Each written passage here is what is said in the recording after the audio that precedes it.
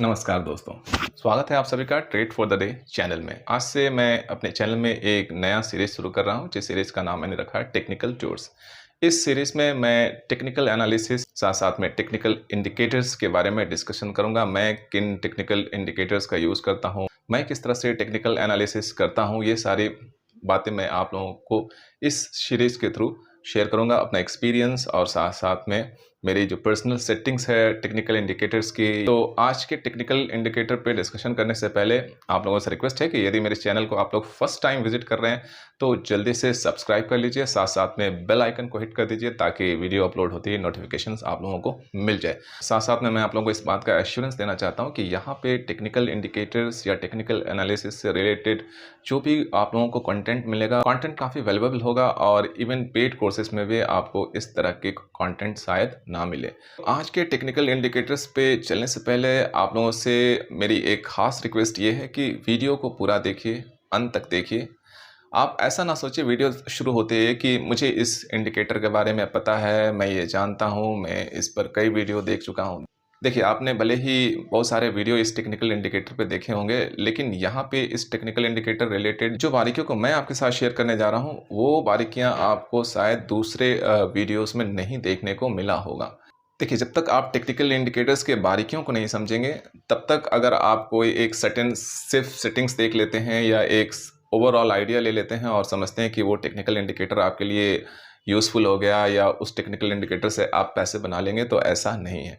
Technical indicators को जब तक आप उसके बारीकियों को नहीं समझेंगे, साथ-साथ आप जो टेक्निकल एनालिसिस कर रहे हैं या जो भी आपके मार्केट एनालिसिस करने का तरीका है, उसके अकॉर्डिंग अगर आपको वो टेक्निकल इंडिकेटर्स आपको एंट्री या एग्जिट सजेस्ट करते हैं, तो तभी आपका वो टेक्निकल इंडिकेटर्स सही मायने में काम करता है और आपको रिलायबल इंडिकेशंस देते हैं एंट्री और एग्जिट के लिए। तो चलिए चलते हैं अब बिना विलंब किए हुए आज के टेक्निकल इंडिकेटर्स की तरफ। और आज मैं जिस टेक्निकल इंडिकेटर के आप लोगों के साथ डिस्कशन करने वाला हूं, वो टेक्निकल इंडिकेटर का नाम है स्टोकेस्टिक। मेरी फेवरेट टेक्निकल इंडिकेटर है और मैं इसे यूज़ करता हूं अपने पर्सनल सेटिंग के साथ। तो यहाँ पे मैं आप लोगों के साथ अपने पर्सनल सेटिंग भी डिस्कस करने वाला हूँ, शेयर करने वाला हूँ। वीडियो को अंत तक जरूर देखिए। अगर कंटेंट यूजफुल लगे तो वीडियो को लाइक कीजिए, कमेंट कीजिए। कमेंट करने से और लाइक करने से मुझे मोटिवेशन मिलेगा और मैं टेक्निकल इंडिकेटर्स और टेक्निकल एनालिसिस पे और भी वीडियो आप लोगों के लिए जल्द से जल्द लेके आता रहूँगा। चलिए चलते हैं अब अपने टेक्निकल इंडिकेटर स्टोकेस्टिक की तरफ। तो स्टोकेस्टिक बेसिकली हमें ओवर सोल्ड जोन और ओवर बॉट जोन के बारे में बताता है। साथ साथ में ये हमें ट्रेंड रिवर्सल का भी इंडिकेशंस देता है। लेकिन कैसे ट्रेंड रिवर्सल को समझेंगे, कैसे मार्केट ओवरबॉट जोन में या ओवरसोल्ड जोन में आ चुका है, इसको कैसे समझेंगे।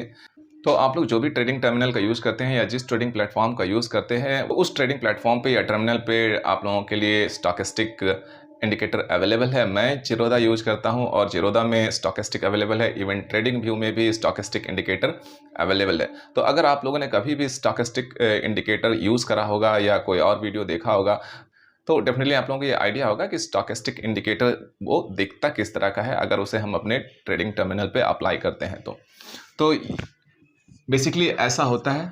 तो जो बाय डिफ़ॉल्ट सेटिंग मिलेगा या नॉर्मली जो लोग जिस सेटिंग का यूज़ करते हैं स्टोकेस्टिक्स में, वो 80-20 का होता है। 80 ओवर बॉट जोन रिकमेंड करता है, सजेस्ट करता है, और 20 ओवर सोल्ड जोन सजेस्ट करता है, राइट। इसका मतलब है कि मार्केट कहने का मतलब है चाहे आप निफ्टी में ट्रेड करते हो या बैंक निफ्टी में, अगर 20 के पास आ गया है तो मार्केट ओवर सोल्ड जोन में चला गया है। अब यहाँ से मार्केट और नीचे नहीं जा सकता है या यहाँ पे मार्केट हो सकता है कि थोड़ा रेंज बाउंड हो जाए, उसके बाद यहाँ से ट्रेंड रिवर्सल हो और फिर मार्केट यहाँ से 80 तक आए। 80 तक आने के बाद मार्केट जब यहाँ आ जाता है, आपका 80 के आसपास आ चुका है, तो दैट मीन्स ये ओवरबॉट जोन में चला गया है। यहाँ से थोड़ा क्या होगा, यहाँ पे कंसोलिडेशन होगा या इसके आसपास होगा यहाँ पे मार्केट, और उसके बाद फिर मार्केट यहाँ से करेक्ट होकर के नीचे वापस आएगा। यानी कि 80 और 20 के बीच मार्केट ट्रेड करता रहेगा। या यूं कहें कि जब 80 के पास आ चुका है स्टोकेस्टिक, तो उस कंडीशन में आपको बाय साइड पोजीशन नहीं लेना है, वेट करना है, स्टोकेस्टिक को थोड़ा सा कूल होने देना है, नीचे आने देना है आपको। जब स्टोकेस्टिक वापस 20 के आसपास आ जाए, तो फिर अगर आपको अपसाइड ट्रेड प्लान करना है तो इस समय राइट टाइम होगा अपसाइड ट्रेड प्लान करने के लिए। तो ये हो गया नॉर्मल सेटिंग्स। अब मैं अपनी सेटिंग्स के बारे में आप लोगों को बताता हूं, जो मेरी पर्सनल सेटिंग है और उसे मैं किस तरह से यूज़ करता हूं अपने ट्रेडिंग के लिए। तो मैं जो अपने लिए पर्सनल सेटिंग यूज़ करता हूं स्टॉकेस्टिक का, वो है 30 और 60 का। ये 60 और ये 30।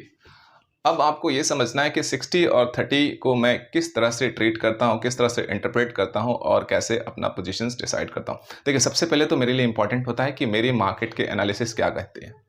अगर मार्केट अप ट्रेंड में है या मैं मार्केट में स्ट्रेंथ देख रहा हूँ अपने एनालिसिस वाइज, जैसे कि आप मेरी डेली एनालिसिस वाले वीडियो देखते हैं, तो उसके अकॉर्डिंग ही मैं स्टॉकेस्टिक को यूज़ करता हूँ। ऐसा नहीं है कि स्टॉकेस्टिक 30 के पास आ गया तो मैं इसे ओवरसोल्ड जोन समझ लूँ, स्टॉकेस्टिक अगर 60 के पास आ गया तो मैं इसे ओवर बॉट जोन समझ लूँ और उसके अकॉर्डिंग ट्रेड में एंट्री ले लूँ। सबसे पहले मैं अपनी एनालिसिस के अकॉर्डिंग, जो मेरा वीडियो हर दिन अपलोड होता है मार्केट एनालिसिस का, उसके अकॉर्डिंग देखता हूँ कि मेरा एनालिसिस क्या कह रहा है। मार्केट में स्ट्रेंथ है, निफ्टी या बैंक निफ्टी स्ट्रेंथ सजेस्ट कर रहे हैं या वीकनेस सजेस्ट कर रहे हैं, एफआईआईस की, प्रॉप की क्या पोजीशन है, उसके अकॉर्डिंग फिर मैं मार्केट में अपना एंट्री प्लान करता हूँ, चाहे वो निफ्टी हो चाहे वो बैंक निफ्टी हो। दूसरा कि मार्केट का ट्रेंड क्या है। डेफिनेटली जब मार्केट ट्रेंड में होता है तो बड़े प्लेयर्स की पोजीशंस भी उसी ट्रेंड में होती है। अगेंस्ट द ट्रेंड बड़े प्लेयर्स नॉर्मली पोजीशंस नहीं लेते हैं, क्योंकि उन्हें पता होता है कि जब वो बाय कर रहे होंगे तो मार्केट डेफिनेटली ऊपर जाएगा और जब वो सेल कर रहे होते हैं तो डेफिनेटली मार्केट नीचे आता है।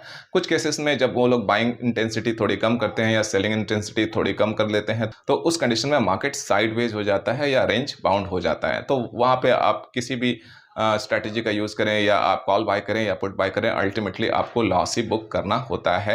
अगर आप स्कैल्पिंग करते हैं, छोटे पॉइंट्स के लिए ट्रेड करते हैं साइडवेज मार्केट में, तो ही आप प्रॉफिटेबल रह सकते हैं। तो सबसे पहले जो इंपॉर्टेंट है वो है मार्केट का ट्रेंड और मेरी डेली एनालिसिस मुझे क्या सजेस्ट कर रहे हैं निफ्टी और बैंक निफ्टी में, उसके अकॉर्डिंग मैं स्टॉकेस्टिक का यूज़ करता हूँ। मान लीजिए कि आज मार्केट खुला, मार्केट ओपन हुआ और मेरे एनालिसिस के अकॉर्डिंग मार्केट मुझे स्ट्रेंथ सजेस्ट कर रहा है, एफआईआईस और प्रॉप जो है ऑप्शन में बुलिश हैं, तो मैं क्या करूंगा, मैं कैसे एंट्री प्लान करूंगा। तो मार्केट ओपन होता है, अगर मार्केट ओपन हुआ और स्टॉकेस्टिक 80 85 प्लस है, मार्केट ओपन हुआ और स्टॉकेस्टिक 85 प्लस है या 85 के आसपास है, तो उस समय मैं कॉल बाय करने वाला नहीं हूँ। क्यों? क्योंकि भले ही मेरी एनालिसिस मुझे स्ट्रेंथ सजेस्ट कर रहे हैं, साथ साथ में एफआईआईस और जो मार्केट के डोमिनेंट पार्टिसिपेंट्स हैं वो लोग मार्केट में बाइंग कर रहे हैं और उन्होंने पुट राइट करके रखा है, बट यहाँ पे मार्केट अगर होता है, यानी कि स्टॉकेस्टिक जब 85 प्लस के आसपास होता है, तो उस कंडीशन में मैं अभी एंट्री अपना प्लान नहीं करूंगा, मैं वेट करूंगा स्टॉकेस्टिक के कूल डाउन होने का, स्टॉकेस्टिक का नीचे आने का। तो स्टॉकेस्टिक का मैं यूज़ अपने 5 मिनट वाले चार्ट पे करता हूँ। तो मैं यहाँ पर वेट करूंगा, स्टॉकेस्टिक को कूल डाउन होने दूंगा, that means over bought zone से उसे थोड़ा नीचे आने दूंगा, उसके बाद प्लान करूंगा अपने एनालिसिस के अकॉर्डिंग। तो अब स्टोकेस्टिक यहाँ से कूल डाउन होकर के आ गया 30 के नीचे या 30 के आसपास। जब स्टोकेस्टिक कूल डाउन होकर के 30 या 30 के आसपास आ जाता है, मेरी सेटिंग्स के अकॉर्डिंग मैं ऐसा ही इसे यूज करता हूँ। तो जब स्टोकेस्टिक 30 या 30 के नीचे आ जाता है तब मैं एंट्री लेने के लिए प्लान कर लेता हूँ। अब स्टोकेस्टिक आ गया 30 या 30 के नीचे और इसी समय पे चाहे वो निफ्टी हो चाहे वो बैंक निफ्टी हो, करेक्ट होकर के प्राइस, और यहाँ पे प्राइस करेक्ट होकर के, सपोज मार्केट यहाँ था, प्राइस करेक्ट होकर के और यहाँ पर हैमर कैंडल बन जाता है, राइट। तो ये हैमर कैंडल बन गया, मार्केट करेक्ट हो गया, स्टॉकेस्टिक ओवर बॉट जोन में था, स्टॉकेस्टिक कूल होकर के नीचे 30 के पास आ गया, साथ साथ में मार्केट भी करेक्ट होकर के नीचे आ गया और इस लेवल पे हैमर कैंडल फॉर्म हो गया। तो चूंकि मार्केट स्ट्रेंथ सजेस्ट कर रहा है मेरे अकॉर्डिंग, निफ्टी बैंक निफ्टी दोनों स्ट्रेंथ सजेस्ट कर रहे हैं, कूल डाउन हुआ, कूल डाउन होने के बाद मार्केट करेक्ट होकर के नीचे आया और जैसे ही नीचे के लेवल पे हैमर बन गया, मैं इस हैमर के एसएल के साथ अपने ट्रेड में एंट्री बना लूंगा, राइट। और मेरे लिए एग्जिट क्या होगा, मैं स्ट्रेट से एग्जिट कब लूंगा, यानी लॉस कब बुक करूंगा, अगर अगला नेक्स्ट कैंडल जो है इसके नीचे क्लोजिंग दे देता है, कोई रेड कैंडल इस हैमर के नीचे, तो ही मैं अपना डिसाइड करूंगा एग्जिट, यानी कि लॉस बुक करूंगा।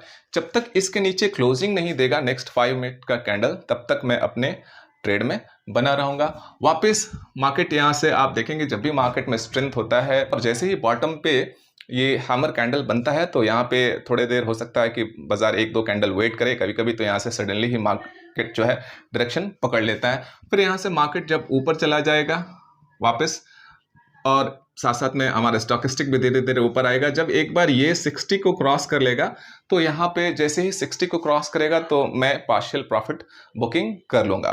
उसके बाद चूँकि मार्केट में स्ट्रेंथ है तो फिर मैं देखता हूँ कि वापस ये स्टॉकेस्टिक कूल होकर के 60 के आस-पास सपोर्ट ले रहा है कि नहीं। जब भी मार्केट में स्ट्रेंथ होता है तो नॉर्मली ऐसा ही स्टॉकेस्टिक बिहेव करता है। अब अगर मैं यहाँ पे 60 के पास इसे देखता हूँ सपोर्ट ले रहा है, 60 के पास ये होल्ड करता है, दैट मीन्स मार्केट में स्ट्रेंथ है, काफ़ी ज़्यादा स्ट्रेंथ है और मार्केट अभी और ऊपर जाएगा। इसलिए या तो मैं वहाँ पे अपने पोजीशंस में थोड़ा सा एडजस्टमेंट करूँगा, थोड़ी और वहाँ पे ऐड करूँगा पोजीशंस, और मार्केट को और ऊपर जाने का वेट करूँगा। तो फिर यहाँ से फाइनली क्या होगा, फिर से मार्केट नीचे आने के बाद फिर से ये ऊपर जाएगा।